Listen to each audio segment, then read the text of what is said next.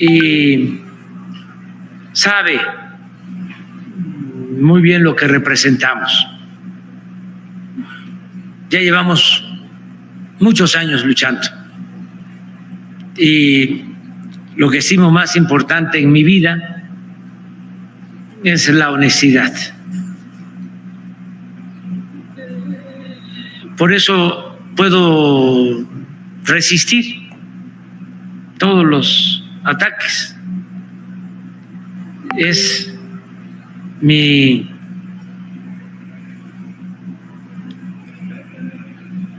blindaje, lo que me protege, mi autoridad moral. No se puede tener autoridad política si no hay autoridad moral. Y no se puede transformar un país junto con millones de mexicanos como lo estamos haciendo si no fuésemos consecuentes. Si fuésemos corruptos, pues no podríamos transformar a México. No podríamos enfrentar a la mafia del poder político y del poder económico. Entonces, no estoy acostumbrado a denunciar a nadie, porque serían muchos, los entiendo, porque se desesperan. Antes, una campaña en contra de un dirigente, incluso de una autoridad, una campaña como la que nosotros estamos enfrentando, no se podría resistir. Siempre pongo de ejemplo, porque la historia es la maestra de la vida, lo que le sucedió al presidente Madero, la forma tan canallesca en que se portó la prensa de ese entonces.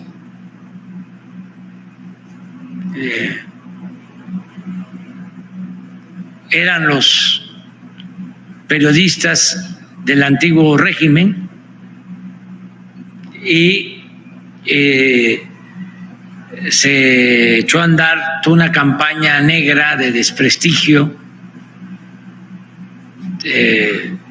y lo debilitaron, lo socavaron, porque era muy difícil en aquel entonces la organización del pueblo, no había nada de tradición democrática. Cuando Madero plantea el sufragio efectivo, cuando plantea de que los problemas de México se iban a resolver con libertad y democracia, la gente no tenía claro qué era la democracia, porque no había cultura democrática.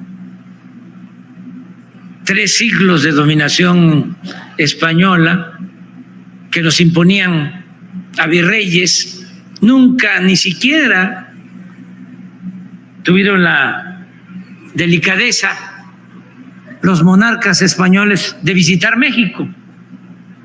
Nunca vino en 3 siglos, en 300 años, un rey a visitar nuestro país. Entonces, todo era vertical. Se logra la independencia y tampoco se avanza en el terreno democrático, ni en lo social. Santana, 11 veces presidente de México. Porfirio Díaz, 34 años. Todo el siglo XIX, México fue de 2 hombres, políticamente hablando. La primera mitad del siglo XIX, Santa Anna. Y desde el 76 hasta el 2011, Porfirio Díaz. ¿Cuál democracia? Entonces, llega Madero planteando la democracia, tenía oportunidad de cambiar las cosas, pero no entendió o no pudo aliarse al pueblo, sobre todo los campesinos. La única posibilidad que tenía de salir adelante con su proyecto libertario era aliarse con los zapatistas. Y él no conocía la importancia que tenía la tierra en el sur, en el sureste. Miren la importancia de la tierra en Oaxaca. Es donde hay más propiedad social de todo México. Y por eso también es que hay más cultura. Pero aquí en Oaxaca las tierras de los pueblos se conservaron. No las tocó, aunque planteó la entrega de la tierra de las corporaciones el presidente Juárez, pero no tocó la propiedad comunal de su pueblo, porque conocía bien que era Oaxaca. El mismo Porfirio Díaz, que las tierras de las comunidades indígenas, de los yaquis, de los mayos, de los mayas, las declaró como tierras nacionales y las compañías deslindadoras se las arrebataban a las comunidades indígenas. Bueno, eso hizo Porfirio Díaz con los yaquis y con los mayas, pero aquí no. Aquí se conservó la propiedad comunal y la propiedad social de la tierra. Y eso es de los rasgos distintivos, es el estado con más propiedad social en todo México. Es buscando las explicaciones por qué la fortaleza de las culturas de Oaxaca, pues viene de el mantener, entre otras cosas, la tradición agraria, la forma de tenencia de la tierra. Entonces llega Madero, no entiende esto, no da solución al planteamiento de garantizar los derechos de los campesinos a la tierra y se queda como en el aire, sin apoyo del pueblo. Yo puedo resistir porque me apoya el pueblo. Si no, ni modo que con el apoyo de los empresarios o de los grandes medios de comunicación o de los intelectuales orgánicos, acomodaticios, vamos a llevar a cabo una transformación en México. No, esos son convenencieros, esos no están pensando en el prójimo, no están pensando en el pueblo, no están pensando en los demás, son muy individualistas, muy egoístas. Pero ¿quién es el que puede llevar a cabo una transformación? El pueblo. ¿Qué decía ese gran oaxaqueño Ricardo Flores Magón? Solo el pueblo puede salvar al pueblo. Y eso es lo que estamos haciendo. Entonces Madero no tenía ese apoyo se quedó en brazos de los antiguos porfiristas, de los más traidores, y por eso los sacrificaron, y la prensa pues, no lo bajaba de loco, de espiritista, y lo destruyeron. Un hombre bueno, apóstol de la democracia, nadie como él, con ese deseo de que se respetara la voluntad del pueblo. Entonces, no tiene caso estar contestando. Sí, hay réplica, sí les decimos sus cosas, y ya también está quedando cada vez más claro de que el problema no son los periodistas, ni siquiera los más famosos. El problema son los dueños de los medios de información, que son los que defienden intereses creados, que eran parte del régimen corrupto que imperaba, porque ellos recibían contratos para hacer aeropuertos. Imagínense que tiene que ver un medio de comunicación con la construcción de un aeropuerto. Recibían contratos para hacer autopistas, recibían contratos para construir hospitales y rentarlos al gobierno, recibían contratos para construir reclusorios y que el gobierno les pagara por cada preso 5,000 pesos diarios por recluso. Y además el gobierno ponía la vigilancia. Y a los 20 años, o 25, Rosa Isela, ¿cuánto? 20 o 25, después de estarles pagando año con año, el reclusorio les quedaba a ellos. Ni siquiera pasaba a manos del gobierno. Estoy hablando de periodistas, pero no, bueno, no de periodistas, de empresarios del periodismo. Entonces, por eso no hay que enojarse con los periodistas, ni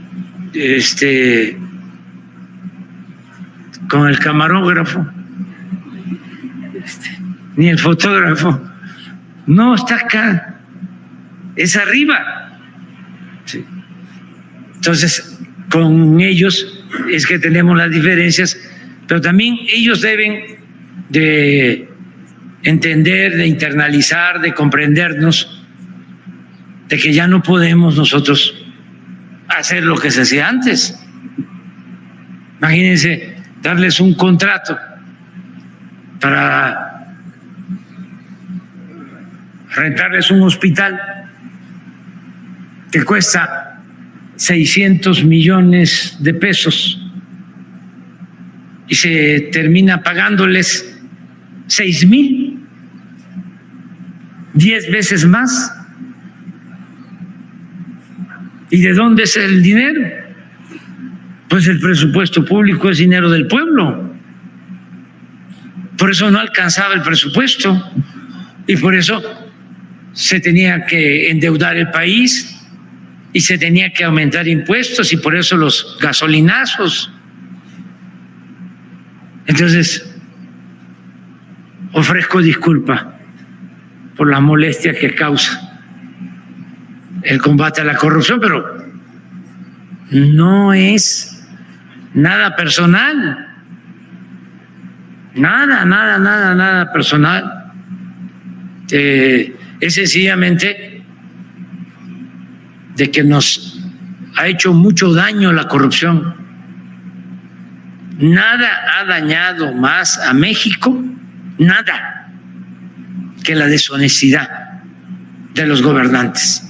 Esa es la causa principal de la desigualdad económica, de la violencia y de otros males. Entonces, hay que acabar con la corrupción, aunque moleste, y se tiene que ir limpiando poco a poco, purificando la vida pública y no odiar a nadie.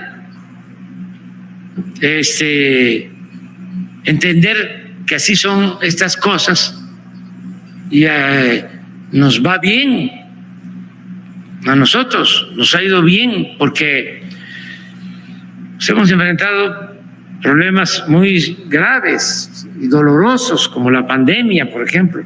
Fueron 2 años tremendos y ahí vamos saliendo y estamos llevando a cabo una transformación profunda y afortunadamente pues se están haciendo las cosas de manera pacífica. No hay violencia de parte de nuestros adversarios, que no son nuestros enemigos. Y es una transformación profunda, como la independencia, como la reforma, como la revolución, y radical, porque estamos arrancando de raíz. La palabra radical viene de raíz. Estamos arrancando de raíz el mal de la corrupción. No es más de lo mismo, no es simulación, no es gatopardismo, eso que consiste en que las cosas en apariencia cambian para seguir igual. No, es una transformación. Por eso México tiene ahora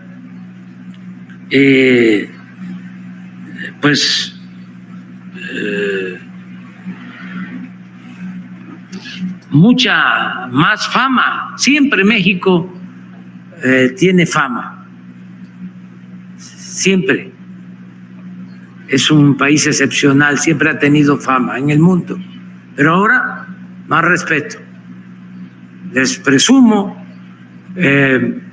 nos reunimos más de 20 jefes de Estado y de gobierno en San Francisco y todos buscaban, la mayoría, reuniones bilaterales con el presidente de China y con el presidente de Estados Unidos. Y fuimos los únicos que tuvimos, o de los pocos que tuvimos bilaterales, con el presidente de China, porque a ellos les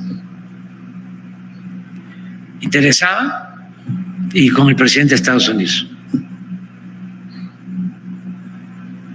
Pero es México, es el lugar que ocupa México ahora en el concierto de las naciones. Entonces eso es mucho más importante que estar respondiendo a los periodistas, que además no son ellos, pues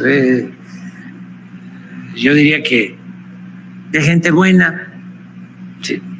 Son muy pocos los que se enojan hasta andar ahí de corajudos, pero por lo general no pasa nada. Vamos muy bien todos, y vamos bien también porque los adversarios han actuado con respeto.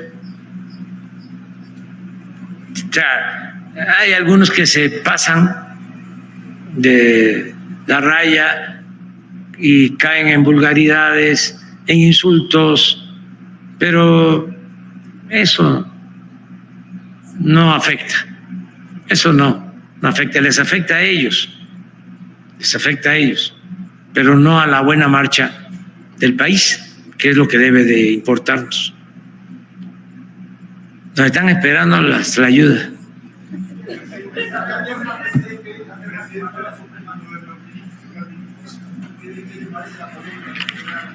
¿Qué hicieron?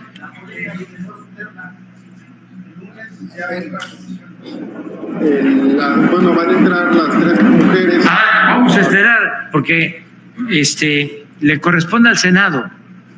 Pero ha generado mucha polémica, porque dicen que no son imparciales. ¿Qué opinan al respecto? Pues que tienen todo el derecho. Tenemos que garantizar el derecho a disentir. Imagínense que todos pensáramos igual. O que no pudiéramos